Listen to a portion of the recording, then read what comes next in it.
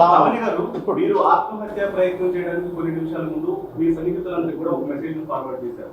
With in seconds లోనే ఆ message ని డిలీట్ చేశారు. అసలు ఆ మెసేజ్ ని ఫార్వర్డ్ చేయడంతో ఉద్దేశం ఏంటి, మళ్ళీ వెంటనే డిలీట్ చేయడంతో ఉద్దేశం ఏంటి? అసలు నేను చనిపోదాం అనుకున్న మాట నిజమే.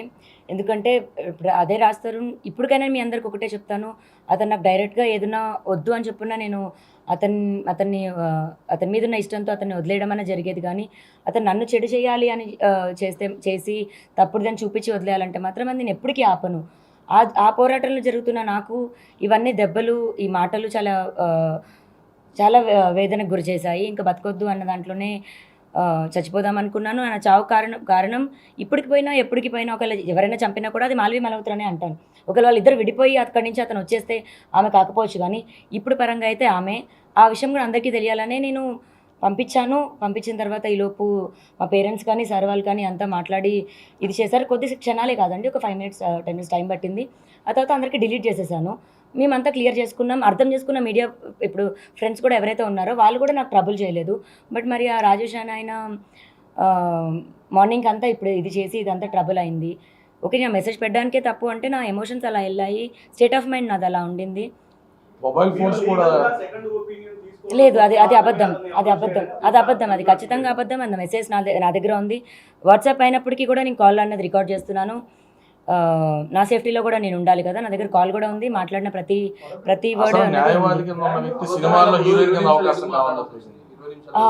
సో అతను నాకు మెసేజ్ ఎందుకు చేయడం జరిగింది, ఆ కాంటాక్ట్ ఎవరు చేయడం జరిగింది, అతను మూవీస్ ఎందుకు చేస్తున్న మూవీ ఏంటి, ఓకే లావణ్య గారు అంటే మీరేనా అని మాట్లాడుతూ, నేను ఇవాళ ఆల్రెడీ మీ గురించే ప్రెస్ మీట్ ఒకటి మాట్లాడాను, బట్ నా ఉద్దేశం అది మాట్లాడడం అని కాదు, మీరని తెలియదు కదా నాకు కూడా అని అలా మాట్లాడుతూ వాళ్ళ పేరెంట్స్ కూడా నాకు అప్రోచ్ అవుతున్నారు, ఇవాళ నైట్ మాట్లాడుతున్నాను అని మాట్లాడారు.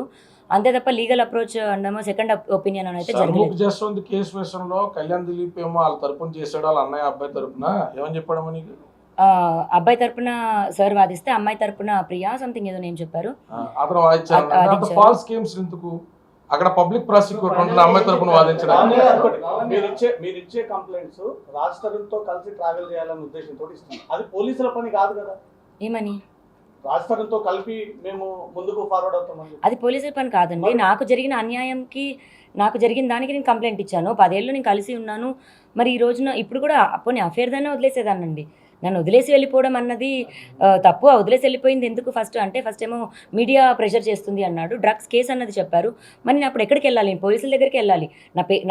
నా మీద ఒకటి కేసు అనేది పెట్టి పంపించారు. వాళ్ళ మాట ప్రకారం నేను ఉన్నాను. ప్రిజన్ అన్నారు, ప్రిజన్కి పంపించారు. ప్రిజన్ నుంచి బయటకు వచ్చాను, నా మనిషి లేడు ఏంటి అని కారణం చూపిస్తే మీడియాని చూపించారు, పోలీసులను చూపించాడు, మీడియాని చూపించాడు. సరే అని అది 2 నెలలు వెయిట్ చేస్తున్న ప్రాసెస్లో అసలు నిజం ఏంటి అంటే మాల్వితో నేను అలానే పోలీసుల మీద పడలేదు, మీడియా మీద పడలేదు, మీ వల్ల ఇలా జరిగింది అని. అది అతను రీజన్గా వాడుకున్నాడు. ఓకే, మీడియాలో నాది వచ్చింది, డిఫేమ్ అయ్యాను, కరెక్టే. కాకపోతే అది నేను నిరూపించుకుంటాను, మళ్ళీ కోర్టులో నేను నిర్దోషి అని బయటకు వచ్చిన రోజున నేను ఆ పేపర్ పట్టుకొని మాట్లాడొచ్చు అన్న ఒక ధైర్యంతో నేను పోలీసులది మీడియాది కూడా హార్ట్లో పెట్టుకొని ఉన్నాను. బట్ ఈ మాల్వి మల్హోత్రా అనే అమ్మాయి లావణ్యను వదిలేసిరా అని చెప్పడం, నా 10 ఏళ్ల జీవితం అన్నది పోవడం, దాని గురించి నేను పోలీసుల దగ్గరికి వెళ్ళానండి. దయచేసి మీరు అది అర్థం చేసుకోవాలి. పోనీ మీకు ఒకవేళ కథ అన్నది అర్థం కాకపోతే క్లియర్గా అన్నది ఎక్స్ప్లెయిన్ చేస్తాను, కానీ ఆ క్వశ్చన్ అడుగు, ఈ క్వశ్చన్ అడుగు, లేకపోతే ఎక్కడన్నా పాయింట్ దొరుకుతుందో, లూప్ దొరుకుతుందో అన్న దగ్గర మీరు ఒకవేళ పుల్ చేయాలని చూస్తే ఇది నా జీవితం అని నేను చెప్తున్నాను. మీరు మాత్రం ఆత్మహత్య గురించి ఆత్మహత్య పక్క పెట్టండి, మీరు ధైర్యంగా ఎదుర్కోవాలని మేము మీడియా పరంగా మిమ్మల్ని రిక్వెస్ట్ చేస్తున్నాం. ఎదుర్కొంటానండి, మీరు ఉన్నారని. మీరు ఆత్మహత్యని అటువంటి నిర్ణయాలు మీరు తీసుకోవద్దండి.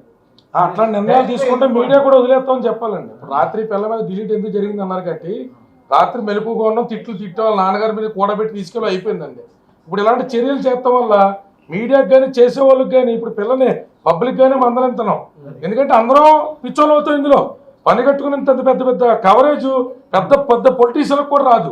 ఈ పిల్లకి ఇంతలాగా నేను ఎప్పుడు మీడియా మీద వేరే ఒపీనియన్ ఉన్న వాళ్ళని పిల్ల విషయంలో నిలబడ్డాను.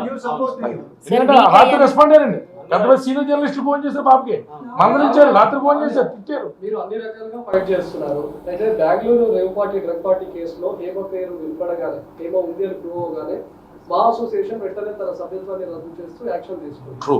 ఈ రోజు రాజ్ తరుణ్ పైన మీరు అన్ని ఆధారాలు సమర్పించారు, మీడియా ముందు ఫైట్ చేస్తున్నారు. ఇప్పటికే రాజ్ తరుణ్ పైన సెక్షన్స్ కూడా ఫైల్ అయిపోయాయి.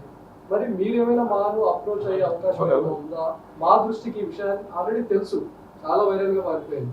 సో మా ఇప్పటి వరకు ఏం యాక్షన్ తీసుకోలేదు, అంటే కేవలం పెద్ద హీరో అని చెప్పి వదిలేసారా? ఇప్పుడు మీరేమైనా మాలో అప్రోచ్ డెఫినెట్గా అప్రోచ్ అనేది అయితే నేను ప్రతి పాసిబుల్ వేలో వెళ్తానండి మనిషిని వెనక్కి దక్కించుకోవడానికి. ఇప్పుడు అతను వద్దంటున్నాడు కదా, వెనకాల పడతావేంటి సైకోలాగా అని అందరికీ అనిపించవచ్చు. కాకపోతే మా కనెక్షన్, మా ప్రేమ మాకు మాత్రమే తెలుసు. అది లేకపోతే 10 ఏళ్ళు ఎవరు ఉండరండి. ఇప్పుడు మేము కొట్టుకుంటున్నాము, ఒకరి మీద ఒకరు నిందలేసుకుంటున్నాము, అవి కరెక్టే. బట్ అవి దాటేసి వస్తే లేదా వాటికి వెనక్కి వెళ్ళినా మా ప్రేమ మాకు తెలుసు, మా కనెక్షన్ కూడా మాకు తెలుసు. ఎఫెక్షన్ అన్నది నిజం. దానికి నేను వాల్యూ ఇచ్చా, ఇంకా ఫైట్ చేస్తున్నాను, మనిషికి వాల్యూ ఇస్తున్నాను. ఇంకా అతను యాక్టర్ అన్న నేమ్కి నేను మాకు కూడా వెళ్ళి మాట్లాడడం అయితే జరుగుతుందండి.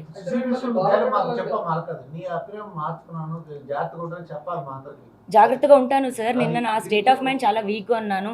ఫిజికల్ గా నాకు తెలీదు, బ్యాక్ పెయిన్ నాకు లేదు సార్. అది అందరికీ జరిగే ఒక ప్రాసెస్ లోనే ఈ దాడికి నేను వీక్ అవ్వడం తప్ప నా మెంటల్ స్టెబిలిటీ లేక అయితే కాదు. అది మళ్ళీ మీ అందరికీ చెప్తున్నాను. లావణ్య మిమ్మల్ని బాధ పెట్టాలని కాదు, మీరేమో ఇంత జరిగినా సరే మా ప్రేమ తెలుసు, నాకు రాజ్ కావాలి అంటున్నారు.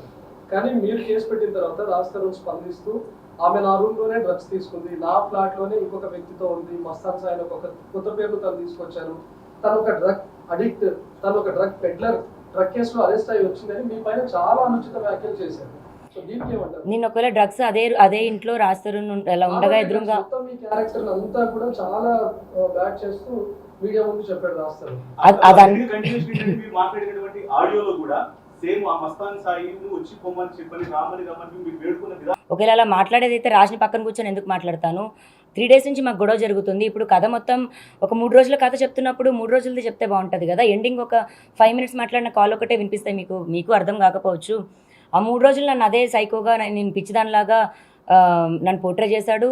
ఆ కాల్కి 1 month ముందు రాజ్ హిమాచల్ ప్రదేశ్ మండి వెళ్ళి ఆ అమ్మాయి వాళ్ళ ఫాదర్ని కలిసి మాట్లాడడం జరిగింది. ఆ అమ్మాయి వాళ్ళ ఫాదర్తో ఈ అమ్మాయికి మెంటల్ స్టెబిలిటీ సరిగ్గా లేదు, మేము అమ్మాయికి ట్రీట్మెంట్ ఇప్పిస్తున్నాము, సో అమ్మాయితో నేను సంసారం చేయలేను, అమ్మాయితో నేను ఉండలేను, ఇంకో పెళ్లి చేసుకుందామని డిసైడ్ అవుతున్న టైంలో నాకు మాల్వీతో పరిచయం ఏర్పడింది. నేను మాల్వీని పెళ్లి చేసుకుందాం అనుకుంటున్నానని అమ్మాయి ఫాదర్కి చెప్పడంతో అమ్మాయి వాళ్ళ ఫాదర్ సరే నువ్వు లావణ్యని వదిలేస్తే మేము పెళ్లి చేస్తాము అని చెప్పడంతో ఈ అబ్బాయి అది నాకు తీసుకొచ్చి నేను పిచ్చి అన్నది పోర్ట్రే చేయాలి, ప్రూవ్ చేయాలన్న దాంట్లోని ఇచ్చిన రిజల్ట్ అండి. నేను అది కౌంటర్. మీ పైన చేస్తున్న ప్రధాన ఆరోపణ ఏంటంటే గుంటూరులో నమోదైన కేసు చూపిస్తున్నాడు, తమ ఎఫ్ఐఆర్ పెట్టుకునే అది కూడా చూపిస్తా ఉన్నాడు. ఇంతగా ఆ కేసు క్లోజ్ అయినట్టేనా? మాత్రం దాన్ని ఎవిడెన్స్ గా చూపిస్తా ఉన్నాడు. ఇప్పుడు మీరు పెట్టింది కూడా ఆషామాషి కేసు కూడా కాదు. అవును కరెక్టే. ఇప్పుడు అతను చూపిస్తుంది ఏదైతే ఉందో అది సీక్రెట్గా ఉన్నది ఏదో కాదండి. నేను పబ్లిక్గా బయటకు వచ్చి అదే పోలీస్ స్టేషన్లో కంప్లైంట్ ఇవ్వడం జరిగింది, ఎఫ్ఐఆర్ అయింది. నేను కోర్టుకు వెళ్ళి 164 కూడా ఇవ్వడం జరిగింది. అది ఒక లీగల్ ప్రొసీజర్లో వెళ్తుంది, దాన్ని అలాగే ఉండనిస్తే బాగుంటుంది. అది ఏమైనా సరే కేసు పరంగానే చూడాలి. అండ్ నేను రాజ్ తరుణ్కి చెప్పకుండా కేసు వెళ్ళడం అన్నది అయితే అబద్ధం. నన్ను ఇక్కడి నుంచి మళ్ళీ గుంటూరు పంపించడం కానీ, గుంటూరు కోర్టుకి వెళ్ళడం కానీ, పోలీసులతో మాట్లాడడం కానీ అన్నీ రాజ్కి తెలుసు.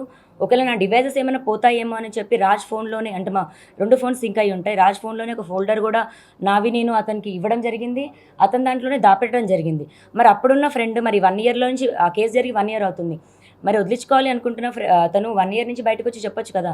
ఈ రోజు నేను బయటకు వచ్చిన తర్వాత ఎందుకు ఆ కేసు మ్యాటర్ది మాట్లాడుతున్నాను?